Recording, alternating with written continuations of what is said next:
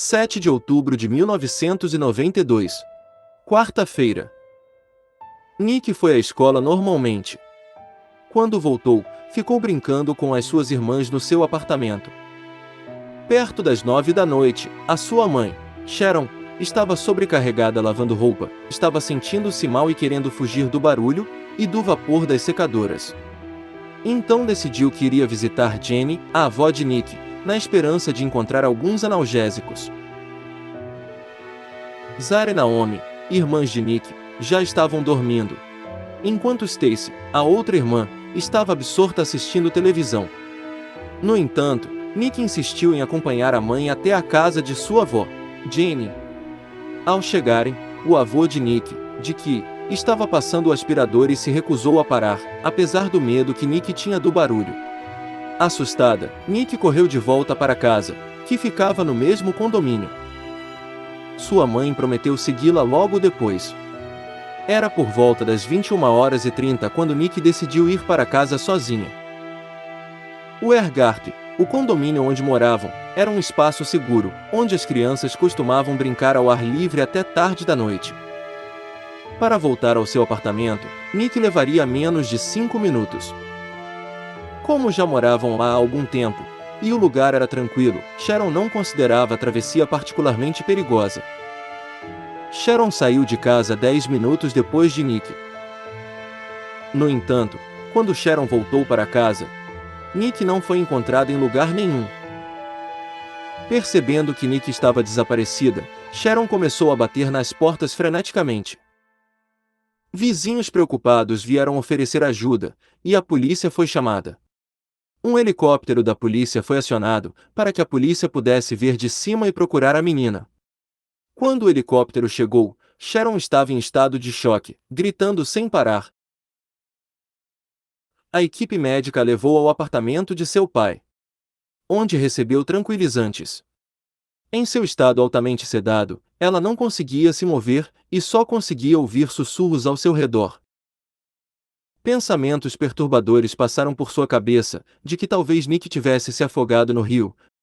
Talvez ela tenha ido para as docas com um amigo, caído, e o amigo estivesse com muito medo de confessar.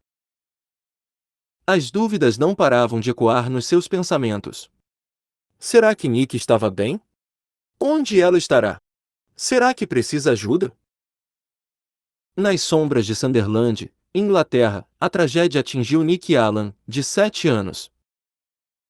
No 7 de outubro de 1992, começou uma luta de 3 décadas por justiça, uma batalha implacável alimentada pelo amor de uma mãe.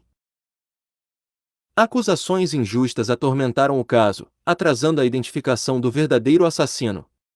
Mais segredos, mentiras e uma rede de enganos não resistiram à busca incessante pela verdade. Como o criminoso evitou a justiça por mais de 30 longos anos? E quando a justiça chegou, foi suficiente? Mais uma vez, bem-vindos a Mistérios Resolvidos.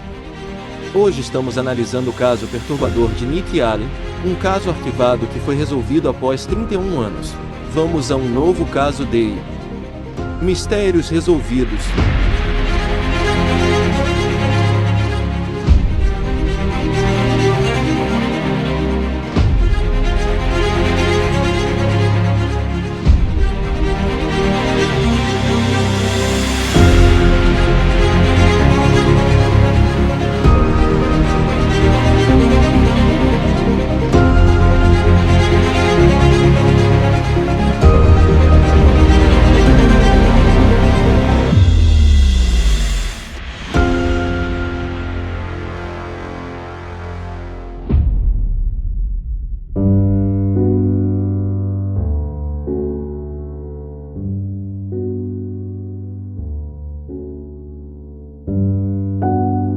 A devastação de uma mãe com a trágica perda de sua filha é esmagadora. Dor, raiva e vazio profundo se entrelaçam em um turbilhão de emoções. Ela se lembra de sua risada, sua inocência, e se pergunta como enfrentar um futuro sem ela. A busca por justiça se mistura ao desespero de não poder abraçá-la novamente. O caso de hoje nos leva a Sunderland. Sunderland é uma cidade de 180 mil habitantes localizada no nordeste da Inglaterra. Nela encontramos pontos turísticos como a Praia de Roker, uma praia tranquila e familiar. O Parque Roker, onde pode-se desfrutar da flora e fauna da região. E o pequeno castelo da família Hilton, ponto histórico da cidade. Em 1992, Sunderland enfrentou uma situação desafiadora, com o encerramento dos seus estaleiros e a sua mina de carvão prestes a ser encerrada. A região também enfrentou elevadas taxas de roubo de automóveis. O desemprego era elevado em certas áreas, com alguns conjuntos habitacionais caindo em degradação. Uma dessas propriedades, chamada Wergart, enfrentou problemas com inquilinos difíceis. No geral, a cidade ficou presa entre o desejo de progresso e a relutância em abandonar o seu passado industrial. Este é o lugar onde a família Allan morava. Em 1992, Sharon era uma mãe feliz de 4 filhas queridas. Vivia como mãe solteira, nos apartamentos Wergart em Sunderland. Ela não tinha muito, mas tentava dar às filhas a melhor vida possível com o que tinha. Sharon tinha 25 anos, a sua filha maior Stacy, 8, logo seguia Nick com 7, Zara com 3 e Naomi com 2. Para sustentar a sua família, Sharon tinha 2 empregos. Enquanto não estava em casa, uma babá ficava com as meninas. Nick era uma menina muito esperta, brincalhona, companheira da mãe, porém tímida com estranhos. Adorava acompanhar a sua mãe quando podia. E foi assim que naquela noite fatídica, ela pediu para acompanhar a sua mãe ao apartamento dos seus avós. E então, o impensado aconteceu.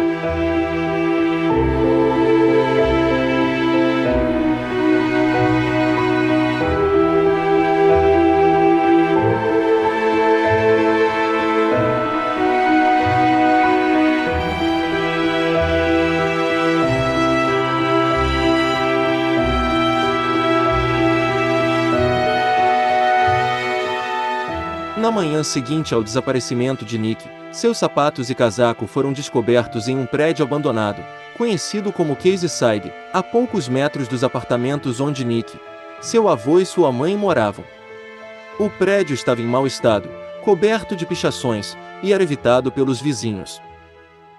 Oprimida pela angústia, a condição de Sharon tornou-se grave o suficiente para que alguém chamasse uma ambulância. Naquela época, Gail e Vena eram vizinhos de Sharon. Gail era irmã de Sharon, enquanto Vena era sua mãe verdadeira. Embora Sharon não se falasse há anos com Vena, sua mãe, ela inesperadamente apareceu na porta da ambulância, empurrando Gail para o lado. Apesar do relacionamento tenso, Vena assumiu o comando. Uma vez no hospital, Sharon recebeu diazepam adicional para ajudar a acalmá-la. Enquanto isso, tanto a polícia quanto a comunidade local foram notificadas sobre os sapatos e o casaco abandonados de Nick, o que os levou a investigar o prédio abandonado. No dia 8 de outubro, às 10h40, uma adolescente fez uma descoberta trágica no porão. Nick estava sem vida, deitada em uma poça de seu próprio sangue. Apesar de estar totalmente vestida, exceto pelos sapatos e casaco perdidos, Nick sofreu 37 facadas e sofreu um traumatismo contundente na cabeça. Infelizmente, foi o avô de Nick quem teve que identificar seu corpo sem vida. Nesse momento, Sharon já havia retornado do hospital e estava se hospedando no apartamento de sua mãe, Vena. No dia 9 de outubro, a polícia determinou que um tijolo do prédio foi a arma usada para atingir Nick na cabeça, causando sua morte.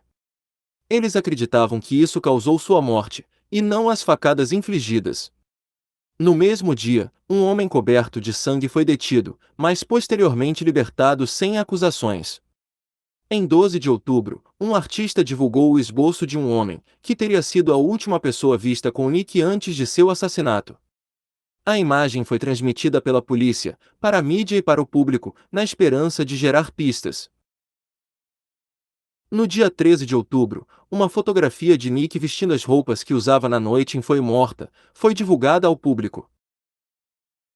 As autoridades buscavam qualquer informação de pessoas que possam tê-la visto com alguém. Desesperada por qualquer pista, a polícia compartilhou todas as informações disponíveis. Uma reconstrução dos últimos movimentos conhecidos de Nick foi realizada no dia 14 de outubro, com o objetivo de auxiliar na busca por seu assassino. 4 dias depois, em 18 de outubro, ocorreu um avanço significativo, quando a polícia fez sua primeira prisão importante. Menos de 2 semanas após a descoberta do corpo de Nick, um morador local chamado George Erron, de 24 anos, foi levado sob custódia. Alguns meses antes, ele havia se mudado para a área de Garth. George, conhecido localmente como Oddball, ou seja, esquisito, frequentemente estava no prédio abandonado, onde o corpo sem vida de Nick foi descoberto. Apesar de que evidências mínimas apontavam diretamente para sua culpa, a comunidade rapidamente concentrou suas suspeitas nele, convencida de que ele era o responsável pelo assassinato de Nick. Em meio a essa situação caótica, em 30 de outubro de 1992, Nick Allan foi sepultada no cemitério de Sunderland.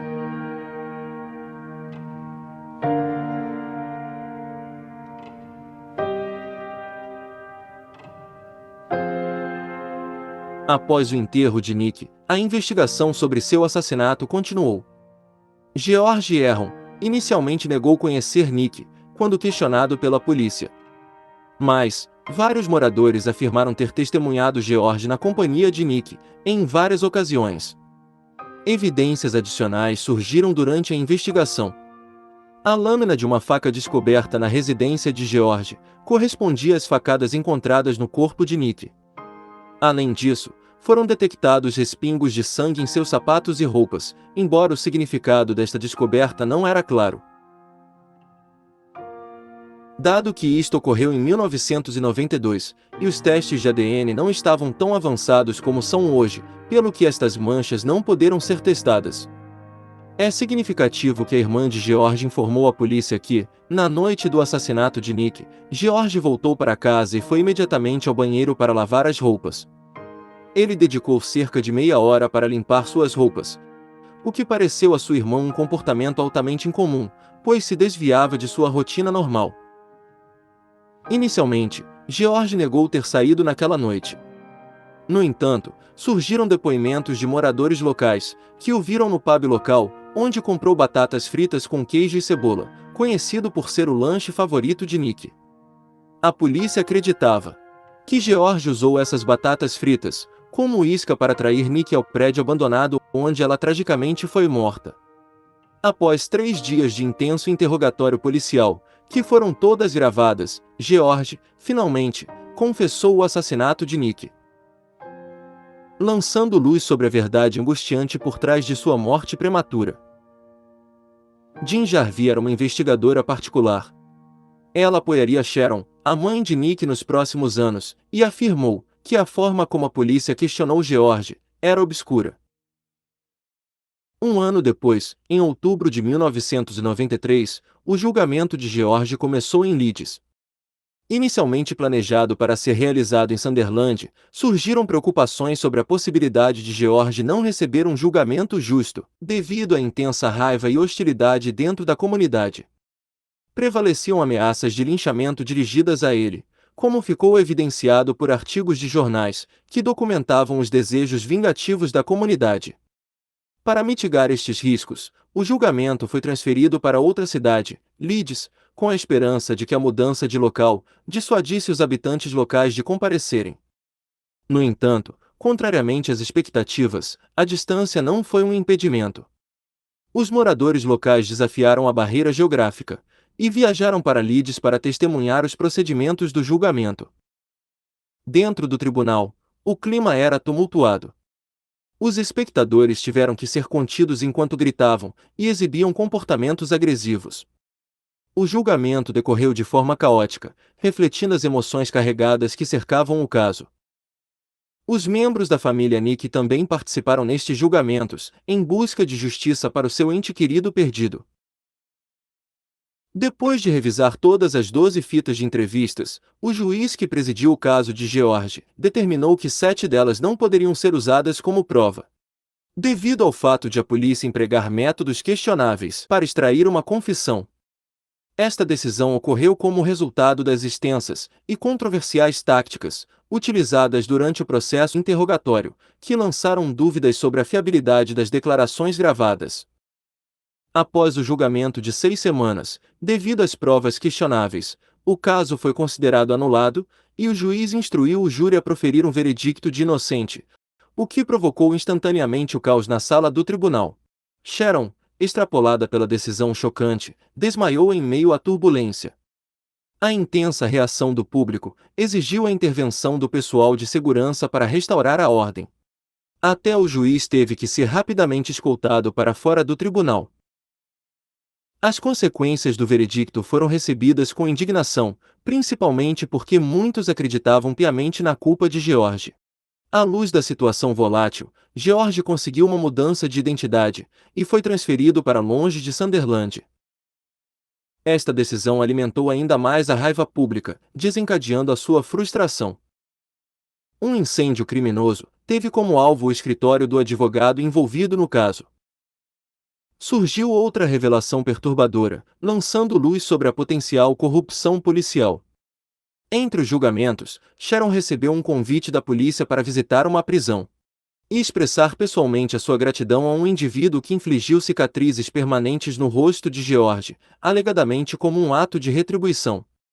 Após a absolvição de George, a família Allen se viu sem qualquer senso de justiça pela perda de sua filha.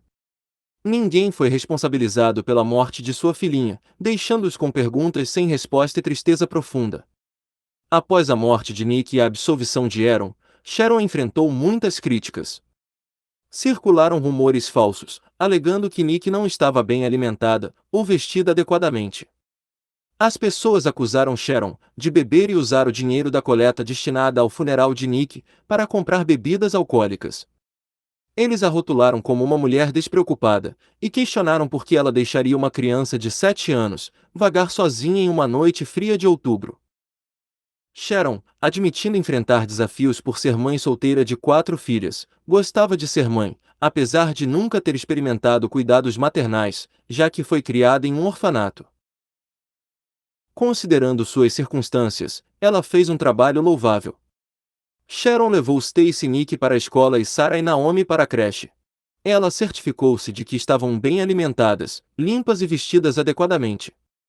Nos anos posteriores, parecia que a polícia tinha desistido de encontrar respostas sobre Nick. Quando Sharon perguntava se eles tinham alguma pista, ela era ignorada. Por volta do início de 2003, ela começou a formar amizades com outras mães que enfrentavam desafios semelhantes. Apesar de suas próprias lutas, a investigadora Jen Jarvis não estava pronta para abandonar o que aconteceu com Sharon e continuou sua luta por justiça. Ela entrou com uma ação legal contra George no Tribunal Civil e ganhou o caso quando George não conseguiu se defender. A consequência foi que George poderia ser julgado novamente se o caso fosse reaberto pela polícia. Em 2006, compreendendo como funcionava a mídia, Sharon chamou um jornalista ao túmulo de Nick e expressou seu desejo de que o corpo fosse exumado para novos testes. Sharon assumiu a responsabilidade de fazer isso. Os detetives em 1992 não expandiram a investigação além de George. Ela investigou quem mais morava em Variegate na época e quais eram suas atividades durante o crime. No entanto, a sua busca por informações, por vezes resultou em acusações de perturbação da paz, de causar danos e de assédio. Sharon dedicou sua vida a conseguir justiça para sua filha, e até se mudou em mais de uma ocasião, para estar mais perto de pessoas que ela acreditava saberem algo sobre o assassinato. Ela fez amizade com eles, indo ao pub onde eles bebiam, e trocando acenos e sorrisos. Sharon também enviou mensagens para eles nas redes sociais. Mas a tentativa de Sharon de se aproximar levou a ser acusada de assédio. Ela foi atingida por uma ordem de restrição. Eu precisava de respostas, disse Sharon, acrescentando, cansei de ser ignorada. Era final de 2015, e 23 anos se passaram desde a morte de Nick. Sharon havia se mudado para perto da casa da ex-babá das meninas, para investigá-la melhor, já que desconfiava que pudesse estar relacionada com o caso de Nick. Depois de ter falado várias vezes com ela, a babá revelou que na época do crime, ela estava morando com um homem chamado David Boyd. Este dado seria de suma importância no caso. No início de 2016, Lisa Tucker, detetive-chefe inspetora, foi abordada para analisar o caso utilizando as novas técnicas de análise de DNA. Para isto contavam com as roupas de Nick Allen e o tijolo. Em fevereiro de 2017, saiu o resultado do análise de DNA. Porém o indivíduo não foi identificado. Porque não se contava com um banco de dados de DNA. Então, naquele momento eles tinham um perfil, no entanto, não sabiam a quem ele pertencia. A essa altura, Sharon havia compilado uma longa lista de possíveis suspeitos. Em setembro do mesmo ano, Sharon criou uma petição online, pedindo uma revisão do caso arquivado. Com base nas informações fornecidas por Sharon, esses indivíduos foram abordados e solicitados a fornecer amostras de DNA para comparação. David Boyd forneceu sua amostra de DNA em 4 de outubro de 2017. Um mês depois, em novembro, cientistas forenses confirmaram uma correspondência entre seu DNA e o encontrado nas roupas de Nick. Como resultado, Boyd foi preso e interrogado em 17 de abril de 2018 e novamente em abril de 2019. No, from police, come on board? Yeah. Cheers. We're part of the team that's reinvestigating the murder of Nicky Allen. Yeah. Okay. Part of that investigation has led us to suspect that you may have had some involvement in that. Okay. I have had no involvement in it. So I'm arresting you on suspicion, okay, of that offence. Just put your hands out first. Thanks. What about me clothes? Well, we'll sort that all out, don't worry. What evidence you got anyway? Well, 5 anos depois da primeira prisão, em 20 de abril de 2023, o julgamento de David Boyd começou. E a juíza Justice Lambert fez a seguinte declaração. Você tem agora 55 anos, quando cometeu esse assassinato tinha 23. Nesses anos compareceu perante o tribunal em 22 ocasiões para 45 crimes. A maior parte dos seus delitos foram pequenos roubos, brigas e porte de produtos roubados. Mas sua atração sexual por Nick Allen, de 7 anos, não foi um incidente isolado. Em 1986, Boyd foi condenado por perturbar a paz, quando abordou 4 crianças com idades entre 8 e 10 anos. Ele agarrou uma delas e pediu-lhe um beijo. Em 2000, ele foi condenado por agressão indecente, num incidente em que abordou 2 meninas de 12 e 9 anos, em um parque. Ele começou a tocar uma delas de forma inadequada. Durante uma conversa com um oficial da condicional, Boyd admitiu ter pensamentos impuros quando via meninas, e ficava entusiasmado em tocá-las. Ele falou que começou com essa atração por volta dos 22 anos. Teve uma condenação por crime envolvendo crianças, antes do assassinato de Nick, e outra depois. A juíza afirmou que Boyd também tinha uma semelhança impressionante com o retrato falado, baseado na descrição de Margaret Hodgson, que testemunhou um homem acompanhado por uma garota, pouco antes das 22 horas. A polícia encontrou uma fotografia de Boyd, tirada no início dos anos 1990, e apresentou as 2 imagens lado a lado revelando uma notável semelhança. Além de ter sido positivo o teste de DNA. O julgamento de David Boyd terminou em 12 de maio de 2023, quando o júri levou apenas 90 minutos para decidir que ele era culpado de assassinar Nick. Porém, Sharon ainda estava insatisfeita com a forma como o julgamento aconteceu, já que Boyd poderia ter liberdade condicional após cumprir os 29 anos de cárcere. Sharon não aceitou isso, pois ela queria prisão perpétua para Boyd sem a possibilidade de condicional. Mas de acordo com a lei naquela época, em 1992, isto não era permitido. Ao finalizar o julgamento, Sharon fez a seguinte declaração. What's upset you most about today? The law, the apologies that was said on the TV, not said to me face. The law. Sharon, would you have been more satisfied with 37 years as what the judge wanted to impose based on... Satisfied? I would have been satisfied to a life. This is a 7-year-old Ben. still angry with the police, Sharon? I am, definitely. They haven't done the jobs properly. So you would have wanted a whole lifetime. Or life sentence with no parole. And this is what's happening to families like me over and over again. And it's an injustice of everything. Sharon, how hard was it to have to sit through all of that until, I thought I'd been through trauma when I found out Nicky was murdered. This is his again.